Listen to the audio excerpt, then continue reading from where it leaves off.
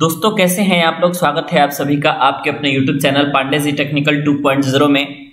आज हम बताने वाले हैं आपको कि अप्लाइड फिजिक्स में आपको कौन कौन से टॉपिक को तैयार करना है। इंपॉर्टेंट टॉपिक आपके बताए जाएंगे क्योंकि आपको भी पता है कि समय बहुत कम मिला है और इतने कम समय में अगर आप चाहते हैं कि पूरे सेमेस्टर एग्जाम की हम तैयारी करके अच्छे नंबर को ला दें तो ऐसे में आपको इंपॉर्टेंट टॉपिक का पता होना बहुत ज्यादा जरूरी है, जो कि आपके परीक्षा के दृष्टिकोण से काफी ज्यादा महत्वपूर्ण होगा।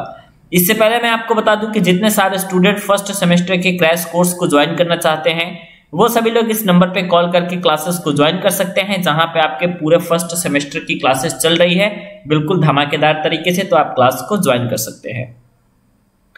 अब आइए मैं पॉइंट वाइज पॉइंट आपको बता रहा हूं कि कौन कौन से पॉइंट हैं जो कि आपके महत्वपूर्ण हैं। ठीक है, सबसे पहले आप यहाँ पे एक चीज समझिएगा कि जो आपका फिजिक्स का पेपर आएगा इसमें आपकी तीन चीजें सबसे ज्यादा महत्वपूर्ण रहेंगी और यही तीन चीज आपसे पूछी जाएगी। एक तो आपकी जो है फिजिक्स में थ्योरी पूछी जाएगी, दूसरा जो आपका फिजिक्स में पूछा जाएगा वो आप लोगों का डायरेक्ट न्यूमेरिकल पूछा जाएगा। आपको पता है कि न्यूमेरिकल का भी अच्छा खासा वेटेज रहता है और जो सारे न्यूमेरिकल आपसे पूछे जाएंगे वो सभी न्यूमेरिकल आपके फॉर्मूला बेस्ड न्यूमेरिकल होंगे। ठीक है, तो अप्लाइड फिजिक्स की थ्योरी पूछी जाएगी, इसके अलावा इसमें आपके न्यूमेरिकल पूछे जाएंगे, इसके अलावा जो कुछ आपके डेरिवेशन निकल के आते हैं मैं आज बता दूंगा कि कौन कौन से डेरिवेशन आपको तैयार करना है वो पूछे जाएंगे। यानी कि ये तीन चीजों में ही आपको पूरा फिजिक्स का पेपर समाहित होगा और टोटल आपको भी पता है कि 50 मार्क्स के आपके टोटल पेपर आते हैं और ये आपका अप्लाइड फिजिक्स का रहता है। ठीक है, अब यहाँ पे आपको मैं पॉइंट वाइज पॉइंट आपको मैं बता रहा हूं कि क्या चीजें इंपॉर्टेंट है।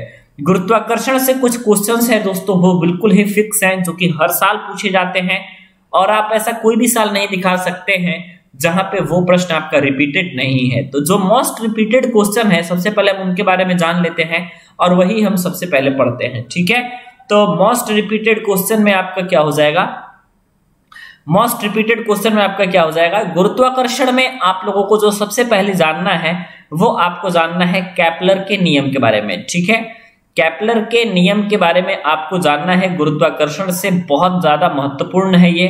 केपलर के नियम आपसे पूछे जाएंगे कि केपलर के ग्रहों के गति संबंधी नियम के बारे में बताइए।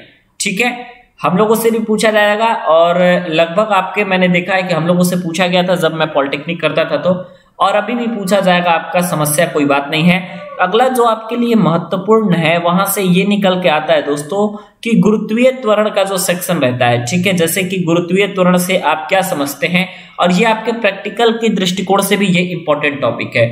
यानी पृथ्वी से ऊपर जाने पर स्मॉल जी के मान में क्या परिवर्तन आता है और पृथ्वी से नीचे जाने पर स्मॉल जी के मान में क्या परिवर्तन आता है। इस परिवर्तन का डेरिवेशन आप लिख करके रख लीजिए कि 5 नंबर में हर साल पूछा जाता है, तो इस बार भी पूछा जाएगा, एकदम गारंटी है कि पूछा जाएगा, एकदम नहीं पूछने का कोई सवाल आपका निकल के नहीं आता है। 100% है कि आपसे पूछा ही जाएगा और हर बार पूछा जाता है। वृत्तीय गति से अगर आप बात करोगे तो दो टॉपिक है जो कि वृत्तीय गति के लिए सबसे फेमस टॉपिक है और यहां से आपकी चीजें पूछी जाती है।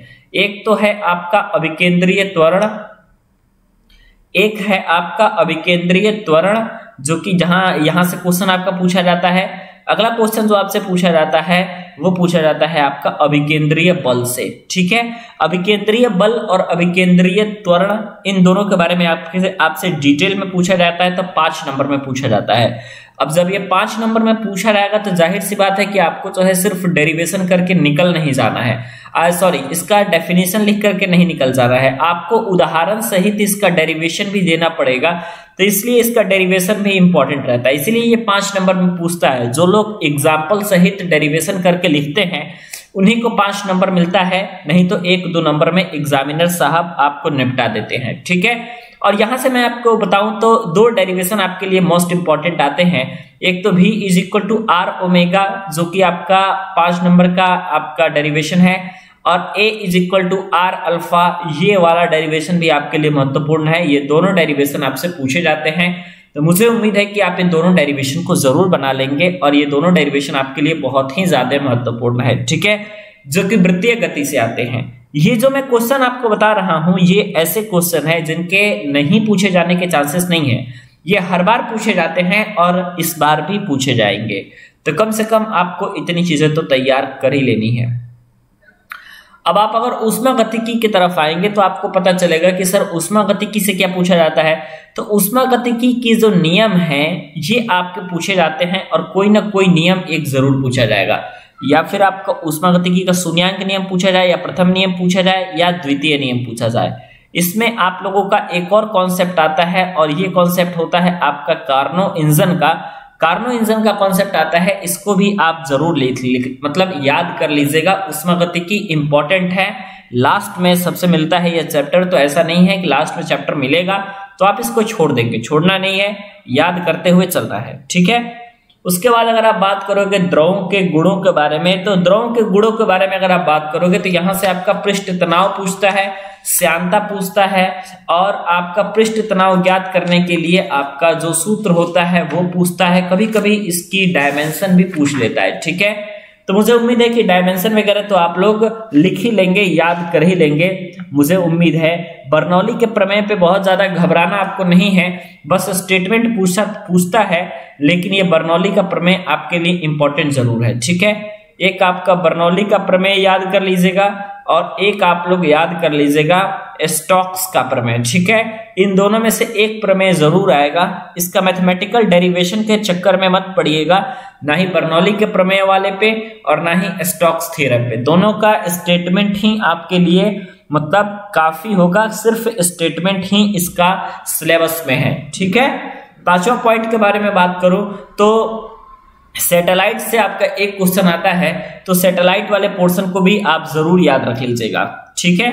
और आप कोशिश कीजिएगा कि जो सर्कुलर मोशन यानी कि जो आपकी वृत्तीय गति है, ठीक है, सर्कुलर मोशन वाला जो आपका पोर्शन है, जो वृत्तीय गति का आपका पार्ट है, उसमें से आप कोशिश करिएगा कि ज्यादा से ज्यादा न्यूमेरिकल लगाए हम, ठीक है। क्योंकि जो न्यूमेरिकल आते हैं आपके वो डायरेक्ट फॉर्मूला बेस्ड न्यूमेरिकल आते हैं, कोई बहुत ज्यादा टिपिकल न्यूमेरिकल नहीं आता। लेकिन हाँ एक बात जरूर है, न्यूमेरिकल पूछे जरूर जाते हैं और डेरिवेशन भी पूछा जाता है। तो इसलिए जो है आप लोग इन चीजों को जरा गौर से देखें और आप आराम से इन चीजों को तैयार करें, ठीक है।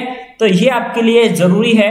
सैटेलाइट वाले टॉपिक में मैंने बताया है, जैसे उपग्रह की बंधन ऊर्जा होती है, जियो स्टेशनरी सैटेलाइट कई बार आपसे पूछता है, तो आप इन चीजों को भी जरूर ध्यान में रखें और कोशिश करें कि आप इनको जरूर से हल कर ले और जरूर से इन सभी प्रश्नों को हम तैयार कर ले, ठीक है। इसके अलावा समांतर और लंबवत अक्षों का प्रमेय जो कि आपके लिए इंपॉर्टेंट है, ये तो वेरी इंपॉर्टेंट है, मैं ये कहूंगा वेरी इंपॉर्टेंट है दोस्तों। यहां से आप देख लीजिए, ये है आपका समांतर अक्षों का प्रमेय, ये आपको देखना है। और समांतर अक्षों के प्रमेय अगर आप कर लेंगे तो उसके बाद आपका नेक्स्ट आ जाएगा, यहीं से आपका आएगा दोस्तों लंबवत अक्षों का प्रमेय, ठीक है। तो आप लोग को तैयार करना है समांतर अक्षों का प्रमेय और लंबवत अक्षों का प्रमेय, ये दो चीज आपको तैयार करना है।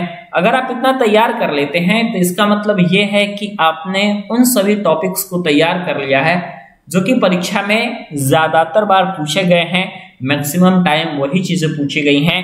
तो इसका मतलब ये होगा कि आपने जो है उन सभी टॉपिक्स को तैयार कर लिया है। बाकी अगर आपसे नहीं हो पाता है तो आप जो है क्लासेस को ज्वाइन कर सकते हैं, जहां पे आपको पूरा कंप्लीट क्लास मिलती है, पूरे सेमेस्टर एग्जाम की आपकी तैयारी होती है। मिलते हैं दोस्तों नेक्स्ट वीडियोस में।